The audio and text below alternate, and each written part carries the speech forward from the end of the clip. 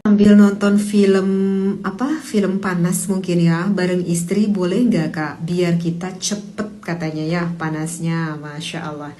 Baik Kak Zulham. Kak Zulham, nanti mohon mendengarkannya secara bijaksana dan mendengarkannya sampai jelas tuntas ya, sampai beres, karena takutnya kalau setengah-setengah itu Kak Zulham nanti gagal paham. Dan di sini pun Kakak Zulham Teteh berbicara dari segi hukumnya ya, tidak bicara dari misalkan dari segi psikologisnya, tidak ya, dari segi hukumnya saja. Kalau misalkan di dalam fikih Teteh melihat menurut pandangan seperti Syekh Syihabuddin Al-Qalyubi mengatakan kalau kita melihat wanita ajnabi, wanita yang bukan mahram, wanita lain lah gitu Kak Zulham, kan itu hukumnya diharamkan ya. Jika kita ketika melihat wanita tersebut ada rasa syahwat seperti itu. Nah, menurut beliau juga itu kalau misalkan kita melihat di suatu bayangan ya, kalau melihat suatu bayangan misalkan seperti pantulan air atau pantulan cermin, menurut ulama ini itu hukumnya tidak diharamkan, meskipun bahkan ketika melihat pantulan tersebut itu menimbulkan ada rasa syahwat. Begitu Kak Zulham. Nah, berarti seperti kita melihat tontonan-tontonan seperti ini, kan mungkin kita lihatnya di layar ya, misalkan salah satu contohnya di handphone lah gitu Kakak Zulhin. Ini dikiaskan, ibaratkan seperti pantulan cermin tersebut. Nah, menurut Syekh Syihabuddin ini hukumnya tidak diharamkan, meskipun mendatangkan rasa syahwat. Tapi kan kita nggak bisa cukup menerima begitu saja ya Kakak Zulham, karena ada juga pendapat ulama yang lain. Misalkan seperti Syekh Ali Sibro Malisi mengatakan bahwa keharaman ini bukan hanya ketika bertemu saja dengan ajnabi yang lain, termasuk ketika kita melihat kepada benda jamadat atau benda mati. Jadi kalau misalkan kita melihat di handphone, menurut Imam Shibro Malisi itu handphone kan benda mati ya Kakak Zulham. Nah, menurut Imam Shibro Malisi itu sama saja, hukumnya diharamkan. Apalagi ketika kita melihat film tersebut itu kan sangat tampak terlihat sekali auratnya, aurat seluruhnya, bahkan sampai aurat yang benar-benar sangat fatal gitu ya. Bukan ketika kita melihat kayak perempuan lain yang masih tertutup gitu ya, tapi kan ini adegan yang memang benar-benar terbuka aurat semuanya. Jadi kalau menurut Imam Shibro Malisi sih ya diharamkan seperti itu. Nah, kalau misalkan kakak dengan alasan biar cepat panas, kan ada kak dengan cara yang lebih lain, dengan cara yang lebih maslahat. Misalkan kita lebih diperlama di foreplaynya, bahkan ini yang diajarkan, yang disunnahkan oleh baginda Nabi Muhammad SAW. Pemanasan itu bahasanya juga pemanasan, foreplay atau mula'abah, yaitu dibutuhkan agar apa? Agar semakin panas. Jadi kakak Zulham, saran dari teteh ya kenapa tidak foreplay lebih lama biar lebih panas. Biasanya wanita itu membutuhkan waktu sekitar 15 menit loh Kak Zulham. Dan ini Kakak Zulham, teteh belum berbicara dampak dari segi psikologisnya ya. Kalau kita sholat tidak pakai celana, gimana hukumnya? Asyah Gandri ya.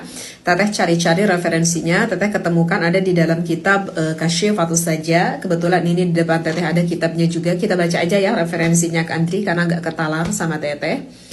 Jadi di dalam kitab ini dibahasakan wa yusannu ayyal bisa ahsana siyabihi wa yuhafidhu ma'adzalika ala ma yatajammalu bihi adatan walau aksara min isnaini wa yatasaru walu. Ya, jadi yang artinya kurang lebih kita itu disunnahkan menggunakan pakaian yang baik, menggunakan pakaian yang rapih ketika kita sholat. Menurut kebiasaan kita pakaian yang terbaik itu yang bagaimana, meskipun pakaian itu min isnaini, meskipun pakaian itu jadi ada 2 lapis, misalkan kita pakai celana dan gamis misalkan seperti itu. Dan kemudian wayatasarwalu, kita harus menggunakan celana dalam. Kenapa? Karena begini, Ruwiya an Malik bin Atahiyah anan Nabiya sallallahu alaihi wasallam, ini diriwayatkan dari Malik bin Atahiyah bahwa baginda Nabi Muhammad sallallahu alaihi wasallam, innal arda tastaghfiru lil musalli bisarawil. Kata Rasulullah, sesungguhnya bumi nanti akan memohonkan ampun bagi orang yang sholat yang ketika sholatnya itu menggunakan celana dalam. Nah, itulah yang menjadikan alasannya karena memang ada hadis baginda Nabi Muhammad SAW. Dan kalau kita sholat tidak menggunakan celana dalam, berarti itu Kak Andri hukumnya dimakruhkan. Dan ini biasanya kebanyakan para perempuan. Susah katanya ya cari istri yang pengertian, melayani aja suruh cepat-cepat selesai. Kakak user, kemungkinan besar itu istrinya kurang menikmati loh, kurang enjoy loh ketika melakukan ibadah intimnya ya sama kakak user. Karena kalau enjoy, kalau menikmati sepertinya tidak akan gitu deh ceritanya. Dan belum tentu ya kakak user, istri Anda itu tidak pengertian kepada Anda. Ini sebetulnya sih yang berkeluh kesah gitu ya. Seorang suami itu banyak banget gitu ya kalau berseliweran di VT teteh, kenapa istriku tuh sering males diajak, nolak terus. Di sini teteh bukan artinya suatu pembelaan kepada istri Anda, dan di sini pun teteh tidak akan berbicara akan hukum istri Anda di dalam penolakan tersebut. Hanya sedikit saling mengingatkan saja bahwa di dalam rumah tangga isinya 90% itu adalah ngobrol. Ya, betul sekali, ngobrol. Sehingga wahai para suami, wahai para istri, di dalam hal hubungan intim pun harus ada komunikasi. Tidak perlu malu dan tidak perlu ragu, ngobrol. Oke, kalau ada yang merasa kurang, ngobrol. Harusnya Anda, Kak User, sebagai seorang suami berbijaksana. Tanyakan kepada istri Anda, kenapa istriku kok pengennya cepet-cepet, kurang nikmat ya? Kenapa kok kalau mau diajak males-males? Ada apa? Dan nanti kita sebagai seorang suami, kita mencari solusinya bareng-bareng. Bisa aja kan kenapa istri kita malas? Ya mungkin karena kelelahan fisik, karena kelelahan mental. Kalau memang benar itu terjadi, solusinya bagaimana teteh? Solusinya harusnya sang suami itu peka untuk meringankan beban sang istrinya. Atau bisa saja dikarenakan sering keterjadian percekcokan, akhirnya emosional, renggang antara suami dan juga istri. Akhirnya ya istrinya malas. Solusinya bagaimana? Ya dekatkan kembali dong rasa emosionalnya. Dan penyebab ini pun sering sekali banyak yang terjadi sedangkan suami tidak paham.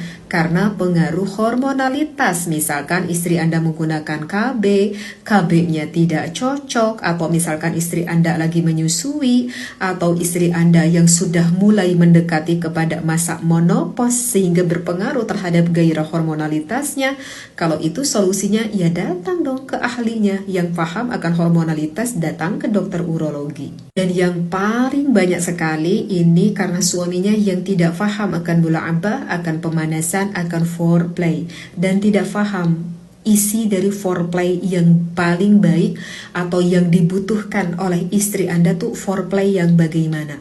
Jadi kebanyakan kalau para suami ketika mau melakukan ibadah itu geresak gerusuk, pengennya cepat buru-buru. Sedangkan foreplay saja oleh baginda Rasulullah SAW ini hukumnya disunnahkan, terutama hal ini sangat dibutuhkan sekali oleh istri Anda. Kebanyakan ini suami juga gak paham masalah foreplay yang dibutuhkan istri Anda tuh pakai apa tuh yang bagaimana. Jadi begitu Kak User, belum tentu istri Anda itu tidak pengertian. Boleh saja yang tidak pengertian tuh adalah Anda sendiri sebagai seorang suami. Ya.